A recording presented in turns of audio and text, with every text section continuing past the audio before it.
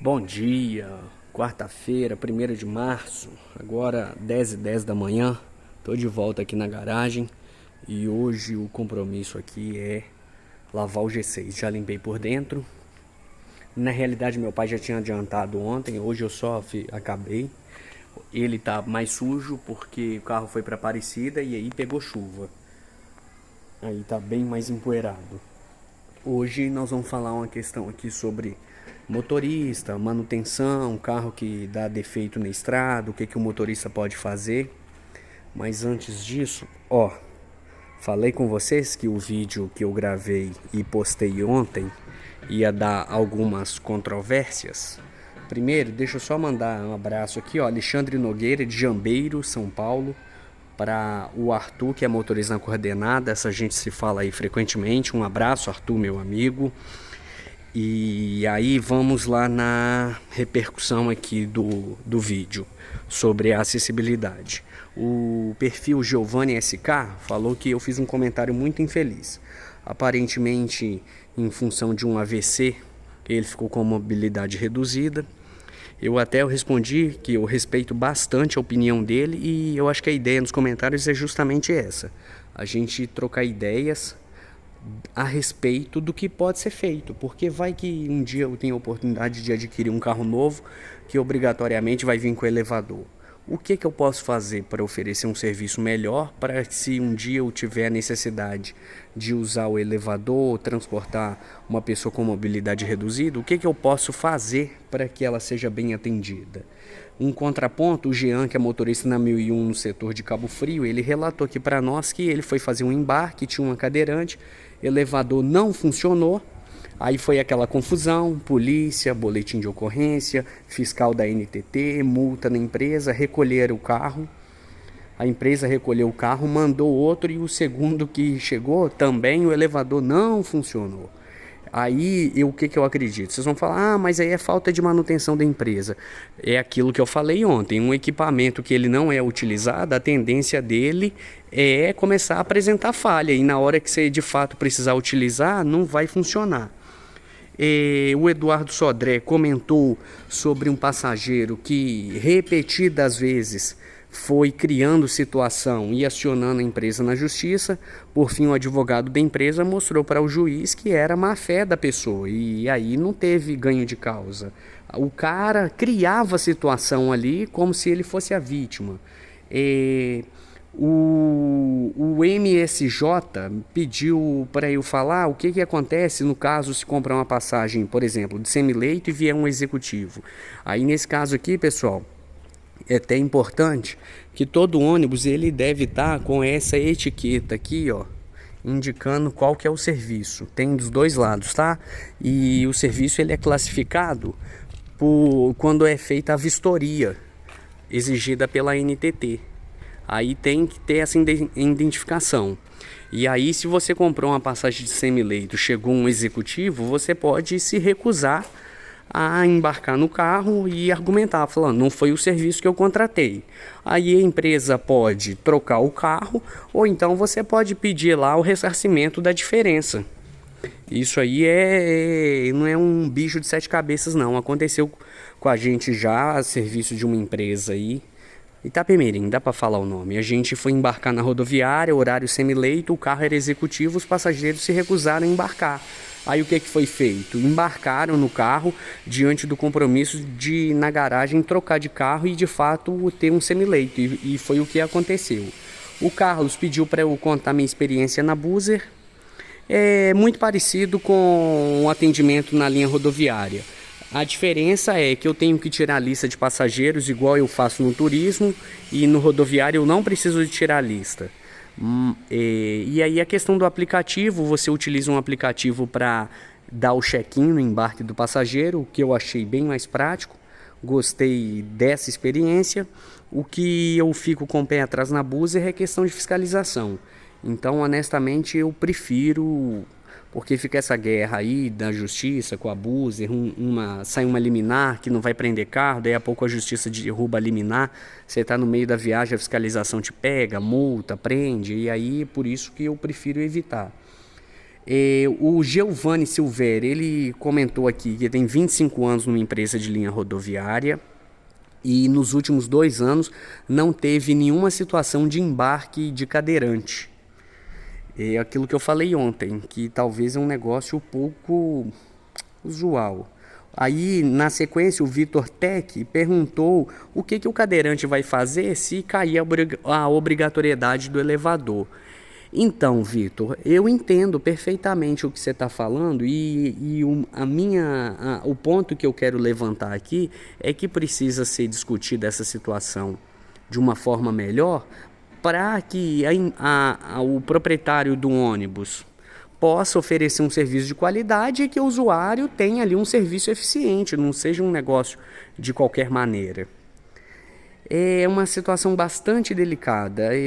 Eu penso que a gente tem que ser sincero, tem que ser honesto, que nós, como sociedade, nós não estamos preparados para lidar com algumas situações que não são muito comuns, o que as pessoas chamam muito aí de minorias. Eu penso que, como sociedade, nós não estamos preparados para esse tipo de situação. É uma discussão ampla que vai bem mais além, por isso que eu falo, não pode ser uma lei na pressão para tentar agradar um grupo, tem que ser um negócio que tenha funcionalidade. Não adianta ter elevador no carro e o cadeirante não ser bem atendido. O Vanvan, ele falou sobre a questão de como conseguir a gratuidade para quem tem alguma limitação, no caso visão limitada. A minha orientação é você procurar aí na rodoviária da sua cidade.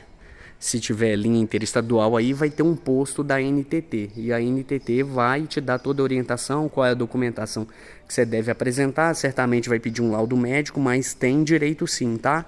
No caso de idoso acima de 60 anos, tem direito à gratuidade também. Quando vai comprar passagem, tem que levar um comprovante de renda, que é a renda sendo dentro de um limite estabelecido pela lei, tem direito à gratuidade. Lembrando que só no horário convencional, se eu não estiver enganado, são 2 gratuidades 100% por cada horário. Depois tem um número de gratuidade 50%, que eu já não sei falar. Essa é a questão. E aí, pessoal, hoje nós vamos falar sobre como que o motorista pode agir. Porque contar para vocês aqui, o Cláudio veio ontem de Aparecida, veio domingo na realidade, e ele ligou para nós e falou que o carro estava com um barulho na roda. O carro estava normal, tudo funcionando, nenhuma correia arrebentada, ar-condicionado, tudo normal, mas fazendo um ruído na roda. No primeiro momento eu achei que fosse uma lona, pedaço de lona que quebrou e estava solta dentro do tambor. E aí ontem meu pai levou esse carro na Truque Freios para poder verificar o que estava acontecendo. E aí eu vou até interromper o vídeo aqui para eu poder colocar aí na edição o que eles identificaram lá, qual foi o problema. E aí após o vídeo aí que meu pai gravou, eu volto para poder falar a respeito dessa situação, beleza? Boa tarde, pessoal. Hoje é dia 28/2. Agora é 15 horas. E aí eu estou aqui na... Como é que chama a oficina aqui mesmo? Freio? É? Na Truque Freios, aqui no anel rodoviário. Porque esse carro chegou de viagem no domingo à noite. E ele chegou fazendo um barulhinho meio engraçado, esquisito. Não era direto, mas tinha hora que ele faz o barulho e tem hora que não. Aí eu trouxe ele aqui para dar uma verificada, porque carro de turismo e de qualquer um, aliás, linha e tudo. O negócio é manutenção preventiva, né? Então nós vamos dar uma olhada aqui. Aí ele já tirou as rodas, agora vai tirar o tambor de freio para ver o que tá pegando aí. Tá tirando o tambor.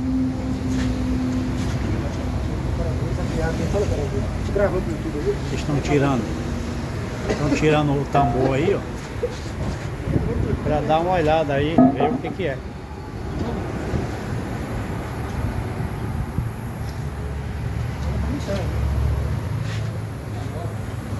Olha. Viu cobrando? O quê? Pedra? Tá?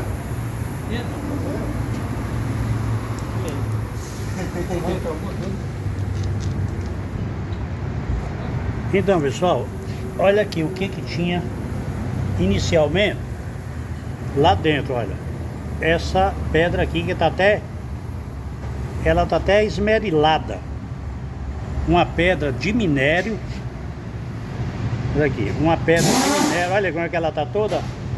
como é que ela tá toda esmerilada, tá vendo?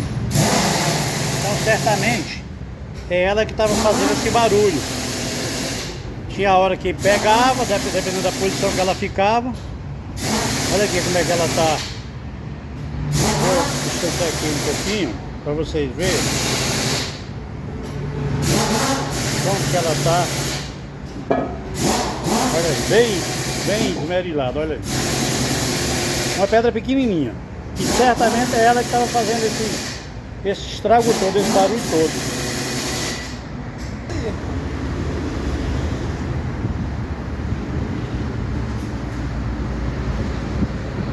Olha aqui, pessoal.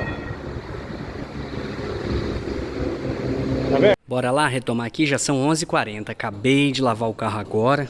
Vai ficar faltando pretinho, mas eu tenho que ir embora e eu tô a pé, tô de coletivo. E aí não vai dar pra passar o pretinho hoje não, que eu tenho um compromisso 2 horas até eu chegar em casa, almoçar, tomar banho, só Jesus. Aí, pessoal, o que eu quero falar?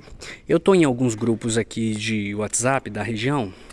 Olha que gatão aqui, ó. Você tá doido? Passa um paninho ali, outro aqui. Sempre bom dar esse confere, né? Aí o que acontece? Nesse grupo, é um grupo de socorro e o grupo é bom. O grupo é bom, é só pegar o paninho aqui. Desculpa aí, tá, pessoal, essa tremedeira, mas é só para ganhar tempo. O grupo é muito bom. E aí, acontece naturalmente das viagens, na maioria das vezes, ser final de semana. Aí os donos começam a mandar mensagem no grupo, pedindo orientação. E uma coisa que eu observo muito lá, que eles começam a falar que normalmente o problema parece ser simples. Aí eles falam assim: ah, mas o motorista que tá lá não sabe mexer. E começa a meio que reclamar do motorista por ele não ter experiência na parte de manutenção e em saber resolver o problema. O que eu penso? Ninguém, pessoal, nenhum motorista quer ligar para o dono do ônibus e falar com ele: ó, o ônibus deu problema aqui e tal. Porque na realidade, quem é a linha de frente lá é ele. Aí passageiro vai começar a buzinar na cabeça dele, guia vai começar a falar: e aí, vai chegar a solução, vai consertar, vai vir um ônibus de reserva para fazer baldeio. Então ninguém quer passar por essa situação.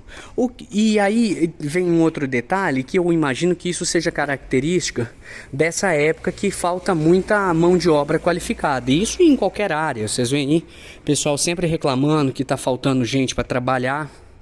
E motorista não é diferente, porque o que acontece? Quem dá treinamento mesmo, parte de manutenção, são as empresas grandes. Gontijo, que tem um treinamento de parte mecânica. E aí o que acontece? Tá faltando motorista, o dono do ônibus precisa, e aí ele acaba se sujeitando a pegar um cara menos experiente, com menos conhecimento, que vai socorrer ele ali naquele momento. Só que na hora que dá um problema, o cara não sabe mexer, não sabe mesmo. Aí ele fica bravo: ah, o motorista não sabe. Mas assim, pessoal, para você chegar ao ponto de ter algum conhecimento na parte de manutenção, das duas uma. Ou foi na marra, o cara tendo um ônibus e foi aprendendo a mexer, acompanhando algum mecânico que ia fazendo algum serviço, ou então ele trabalhou em alguma empresa grande. Deixa eu só atender uma ligação aqui. Retomando aqui, até uma boa notícia: meu carro que estava na oficina mexendo no ar-condicionado ficou pronto, ia ficar pronto só no final da tarde e ele está pronto. Mas aí, pessoal, o que acontece? Eu sou do pensamento que se você é um dono de ônibus, tem um motorista que você sabe que ele não conhece, assim, ó, é sugestão minha e eu faria isso se fosse o caso. Eu vou explicar por que não é o meu caso. Mas o dia que eu recebesse na garagem um mecânico, eu ia chamar o motorista e falar: ó, vem aqui, porque nós vamos dar uma manutenção aqui, é uma coisa que pode acontecer com você na estrada, e aí é bom você aprender. E aí paga uma meia diária para o cara, paga o almoço, mas aí você já passa Fala assim, olha, o treinamento eu dei, porque não tem como você cobrar alguma coisa se você não dá treinamento, não tem como. Por outro lado, por parte dos motoristas, eu vejo que a galera tem pressa para chegar nos ônibus de alto padrão, DD, Opticruz, essa coisa toda. E aí o cara não tem a paciência de entrar numa empresa, ou numa empresa pequena, que de fato ele vai ter que pôr a mão na massa, ele vai ter que participar, ou então ele entrar numa empresa grande, começar a carreira lá de baixo, para ele conhecer o dia a dia. Então é assim, ó, pessoal, ninguém chega num ponto de se dar bem profissionalmente começando de cima. É uma escada, você começa degrau por degrau. Então, assim, ó, para resumir aqui, eu acho que falta por parte dos donos de ônibus a questão de treinamento, chamar o cara na garagem, mostrar como é que funciona, como que troca uma bolsa de ar, como que troca uma correia ali da parte mecânica, porque são coisas que acontecem na estrada que dá para o cara resolver e seguir viagem. Então falta essa parte aí do treinamento e por parte do motorista talvez o interesse também, fala com o patrão, fala, cara, você vai mexer no carro? Vou aí para poder ver como é que é. E aí por que isso não se aplica ao meu caso aqui, ó? Graças a Deus, o guardanapo, uma experiência longa, vasta em grandes empresas do rodoviário, como vocês bem sabem, o Cláudio da mesma forma, o Cláudio ainda uma vivência gigantesca no turismo. Então, graças a Deus, nesse sentido, é tranquilo. Meu pai tem o conhecimento aí que vocês acompanham aqui, que vocês veem, ele também tem uma característica que ele é curioso, ele gosta de acompanhar, tá perto. Eu tô precisando participar mais, me envolver mais. Eu acho que hoje eu trocaria uma correia ali, mas na base da curiosidade de ter visto algumas vezes, porque falar assim, ó, bater no peito e falar eu sei trocar uma correia, eu acho que seria um pouco de ousadia da minha parte. Esse carro estava em Caldas Novas no período do carnaval, aí essa correia aqui, ó, tava faltando dente, e aí eles, com medo dela arrebentarem na estrada, o guardanapo e o Cláudio eles mesmos trocaram para vieram embora sem dor de cabeça, sem aborrecimento.